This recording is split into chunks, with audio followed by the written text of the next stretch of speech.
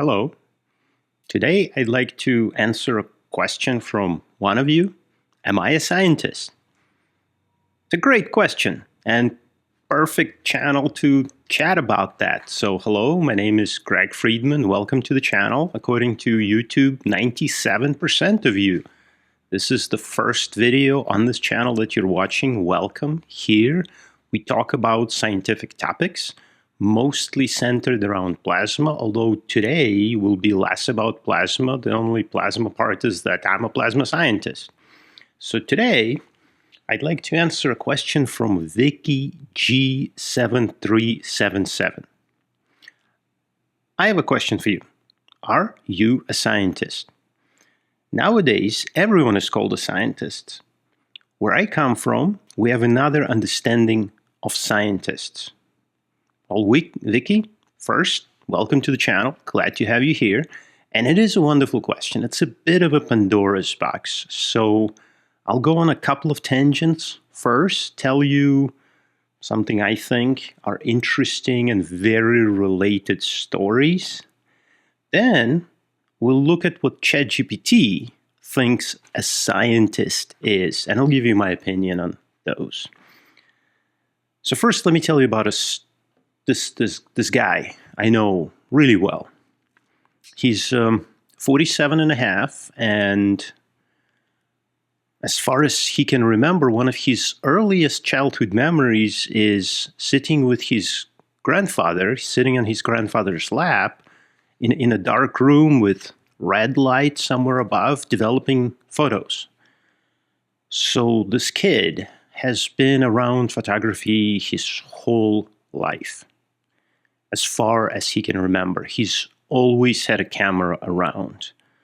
Matter of fact, I have like at least a dozen cameras, and I'm staring at a fully professional camera. It doesn't get more professional than that. I have entered in and won photography competitions. I frequently gift photos to friends and family. It's a wonderful gift. Everybody loves it and costs me virtually nothing because I got all the equipment already. Am I a photographer? Well, it's not up to you to decide, is it? I don't think I am. It's a hobby. It's always been a hobby. I've made money from it, yes, but I never considered myself a professional. I've never made photography my profession. Now, I am thinking about, one day, maybe I'll retire, and maybe I'll pick up photography as a profession, like travel around the world, make photo books. Could be cool. I don't know. Then I will be a photographer. Right now it's just a hobby. Moving on to the next tangent. I really, really enjoyed reading this story when I did. There is an artist, Marcel Duchamp. He lived in mid-1800s to 1900s, and I stumbled upon his art very early on into my photography non-career. Read a lot about him, his techniques, and his contribution to the world of art. In 1917, he kind of broke the mold with his introduction of an art object. In the gallery, he put in a urinal. Yep, a pisser. Nothing to it. And he put it in a gallery. And I recall there was an interview, I think it was like New York Times or the New Yorker, and the interviewer asked him, "How dare you call this art?" And Marcel Duchamp, he responded, "This is art because I am an artist." I'm back to, am I a scientist? According to Mr. Duchamp, object becomes art when it is named as such. Curious. back to science. When I was in my master's program, my advisor, one of my main advisors, his daughter was going to second grade, and very excitedly, one of the meetings, he brings his daughter's second grade textbook for the class she's taking in the United States. It's different in other countries, and I'm sure it's different. It's been about 25 some odd years since this story happened. I remember the opening statement of that book. This is a second grade US class called Science. And the book opens with, what is a scientist? Scientist is someone who does science. And how do scientists do science? They use scientific method. It's a circular definition, but it's very important. What is an artist? Somebody who creates art using artistic methods. And those methods can change. Like in Marcel Duchamp's case, all of a sudden there is Dada movement, there's all these changes happening in the world of art, and the artistic method changes. It's pretty cool. These methods are not set in stone. They can change.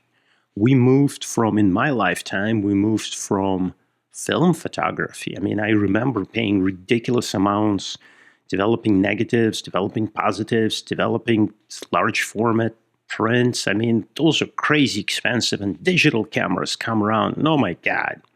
I mean, my annual savings just paid for the camera. It's just crazy. Methods change. The core doesn't. I am a scientist, and I'm a scientist primarily because I consider myself a professional scientist. So let's look at ChatGPT. I asked it, what is a scientist? And it gave me 4 core elements of a scientist. 1, use of the scientific method. A scientist formulates hypotheses, performs experiments or observations, analyzes data, and tests whether the evidence supports or rejects the hypothesis. Yep. I'm an applied scientist. Engineer. I'm part engineer, part bioengineer, part chemist. Applied scientist, I guess. I observe nature, plasma, in my particular case, and I try to learn how to control it, how to harness it to do what I want it to do. So I use a lot of different scientific methods, and sometimes I come up with my own. Funny story. I was doing plasma disinfection work, so I was looking at how plasma kills bacteria, and I didn't know what the hell I was doing. I just read that, bacteria grow on agarose dishes, and I went to pathology lab and I asked if they have any petri dishes to grow bacteria, and, the very kind older gentleman gave me a whole bag. It's like 20 dishes, and he said, okay, what you do is you put bacteria on these and put them in an incubator. So I found an incubator. Where do you find bacteria? Well, I just swabbed my nose and swabbed it in a dish, put it in an incubator. It grew next day. Then I took that bacteria, put it in liquid, and poured it in a dish. Apparently, you're not supposed to do that, but it works. So it worked for me. I got a couple of papers out of it using scientific method that I developed that differs from the currently accepted scientific method. And after lots of discussions with professional microbiologists, we did switch to a better method. There's a lot of discussion and a lot of arguing, a lot of healthy arguments to try to develop scientific methods, improve, analyze. There's a lot of community. It's a big community. One kind of important part of being a scientist is being accepted by the community you're in, at least at some point. Maybe you develop a new method or you develop a new theory that does not agree with the community. Are you still a scientist? Well, you need to convince the community that you are part of the community. Einstein, when he developed his theory, there's famous publication with, I believe it's 100 authors that attempt to prove Einstein wrong. And Einstein smiled at that and said, you don't need 100, you just need one to prove me wrong. Find that one. Anyway, so ChatGPT number 2, creation of new knowledge. Scientists do not just apply existing knowledge, they attempt to discover, explain, or predict phenomena. Where is control? Discover, explain, or predict. What about control? See, I try to control phenomena. We generate plasmas. We've knew how to do that for over 100 years. But how to do that in a cost-effective and efficient way to modify the surface to get exactly the properties, I don't discover. I use what's been discovered. I don't explain. There are books and books and books explaining plasma. I don't predict much. I just control. So creation of new knowledge, in my case, is creation of new ways. That's why I'm an applied scientist. Creation of new ways to apply science. Number 3, systematic and evidence-based thinking. Claims must be supported by reproducible evidence, logical reasoning, and often peer review. Totally 100% agree. You could be calling yourself a scientist because North Star spoke to you and told you a new theory of how the world works, but unless your theory is verifiable, quantifiably verifiable, and the peers in your scientific field agree with your theory. And I have a lot of examples in my career where I showed something that the community did not immediately agree with. My PhD thesis and my early scientific presentations claimed that charged species and both reactive oxygen and reactive nitrogen species play a role in how plasma interacts with biomaterials, where previously it was thought that primarily it's the role of reactive oxygen species. Well, this theory, and I'm not the only one who came up with it, and it's been tested and retested thousands of times at this point, and the general scientific consensus now agrees with the claims that my PhD thesis makes. So, systematic, evidence-based thinking. And number 4 out of 4 is contribution to scientific community. Typically, this means publishing results, presenting findings, or otherwise allowing others to evaluate and reproduce the work. Can you call yourself a photographer if you don't show your photos to anyone, not even yourself? You take photos and you never look at them. What if you don't even take photos? You can call yourself whatever the hell you want, especially this day and age, right? I identify as a photographer. Good for you. Are you contributing to the community? One of the reasons I don't call myself a photographer is I don't want to go through all the hoops that are required to be calling yourself a photographer. You need to show regularly at galleries, and to me, I did that. It's boring. It's hard work to get the gallery set up, and then day 1, day 2, you just sit there and hope the marketing. Anyway, I don't want to do it. I have better use for my time. So as a result, I'm not a photographer. Even though I qualify as one, I just choose not to. So being a scientist, I agree with ChatGPT here, contribution to the scientific community is a big, big part of it. And in my field. I mean, we continue to publish, we continue to disseminate data, we regularly present at conferences. So, yeah.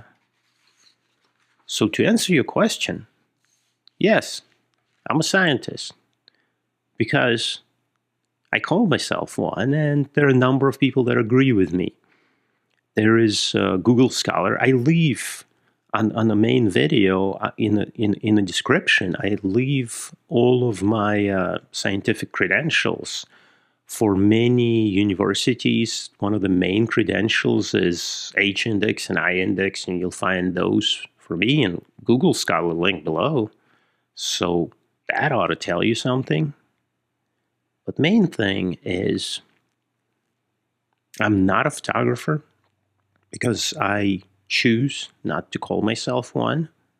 I'm not a musician because I choose not to call myself one. I'm not a painter, even though I'm surrounded by paintings that me and my wife made. Me, my wife, me, wife, me. Still, and this is just one room, there's like about a dozen of them. Still, I choose to call myself scientist because that is the primary focus of my professional career. So it's not a straightforward answer. It never is. Can you be a scientist before you produce all of the stuff that I mentioned? Yes, I believe so. You really need to define what are you and stick with it. Can you go against the flow? You can, and many people, especially Nobel Prize winners, frequently they went against the common established scientific method. They broke the pattern, they discovered new method, and now everybody's using it. Think of CRISPR and many others. But anyway, thank you, Vicky, for this Pandora's box of a question.